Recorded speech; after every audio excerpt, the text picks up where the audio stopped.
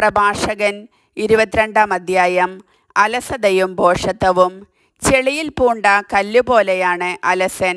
അവൻ്റെ നിന്ദ്യാവസ്ഥയെ എല്ലാവരും പരിഹസിക്കുന്നു. അലസൻ ശുചിത്വമില്ലാത്ത ചാണകക്കൂനയിലെ ചേറിനു തുല്യം. അതിനെ സ്പർശിക്കുന്നവൻ കൈകുടഞ്ഞു കളയുന്നു. ദുർമാർഗിയുടെ പിതാവായിരിക്കുക അപകീർത്തികരമാണ്. പെൺകുട്ടി ജനിക്കുന്നത് നഷ്ടമാണ്. വിവേകമുള്ള പുത്രിക്ക് വരനെ ലഭിക്കും. ലജ്ജാകരമായി പ്രവർത്തിക്കുന്ന പുത്രി പിതാവിന് ദുഃഖഹേതുവാണ്. അടക്കമില്ലാത്ത മകൾ പിതാവിനും ഭർത്താവിനും അപകീർത്തി വരുത്തുകയും ഇരുവരാലും വെറുക്കപ്പെടുകയും ചെയ്യുന്നു. അനവസരത്തിൽ പറയുന്ന കഥ വിലാപവേളയിൽ സംഗീതം പോലെയാണ്. എന്നാൽ ജ്ഞാനത്തിൻ്റെ ശിക്ഷണം എപ്പോഴും ഉചിതമാണ്. മൂഢനെ വിദ്യ അഭ്യസിപ്പിക്കുന്നത് പൊട്ടിയ കലത്തിൻ്റെ കഷ്ണങ്ങൾ ഒട്ടിച്ചു ചേർക്കുന്നത് പോലെയാണ്. അല്ലെങ്കിൽ ഗാഢനിദ്രയിൽ ലയിച്ചവനെ ഉണർത്തുന്നത് പോലെയാണ്.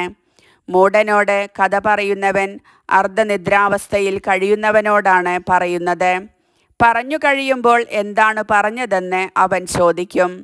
മരിച്ചവനെയോർത്ത് കരയുക, അവൻ്റെ പ്രകാശം അണഞ്ഞുപോയി.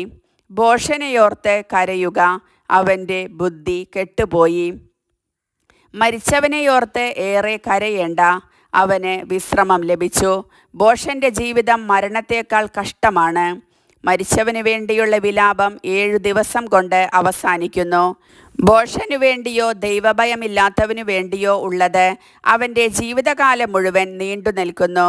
മൂഢനുമായി അധികം സംസാരിക്കുകയോ ബുദ്ധിശൂന്യനെ സന്ദർശിക്കുകയോ അരുത്. അവനിൽ നിന്ന് അകന്നു നിൽക്കുക, അവൻ നിന്നെ കുഴപ്പത്തിലാക്കും. തന്നെ കുടഞ്ഞ് അവൻ നിന്റെ മേൽ ചെളി തെറിപ്പിക്കും. അവനെ ഒഴിവാക്കുക, നിനക്ക് സ്വസ്ഥത ലഭിക്കും. അവൻ്റെ ഭോഷത്വം നിന്നെ വലയ്ക്കുകയില്ല. ഈയത്തേക്കാൾ ഭാരമുള്ളത് എന്താണ്? അതിൻ്റെ പേര് ഭോഷൻ എന്നല്ലാതെ മറ്റെന്താണ്? മണലും ഉപ്പും ഇരുമ്പ് കട്ടിയും ഭോഷനേക്കാൾ എളുപ്പത്തിൽ വഹിക്കാവുന്നതാണ്.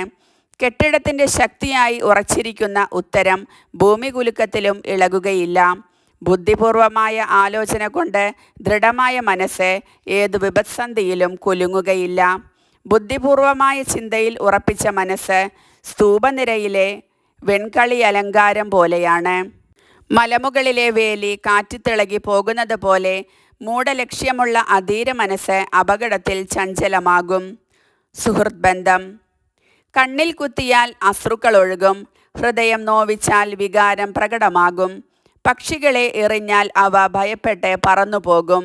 സ്നേഹിതനെ നിന്ദിച്ചാൽ സൗഹൃദം അവസാനിക്കും. സ്നേഹിതനെതിരെ നീ വാളെടുത്തു പോയാൽ പോലും നിരാശനാകേണ്ട. സൗഹൃദം വീണ്ടെടുക്കാൻ സാധിക്കും. സ്നേഹിതനെതിരെ നീ സംസാരിച്ചാലും അസ്വസ്ഥനാകേണ്ട. അനുരഞ്ജന സാധ്യതയുണ്ട്.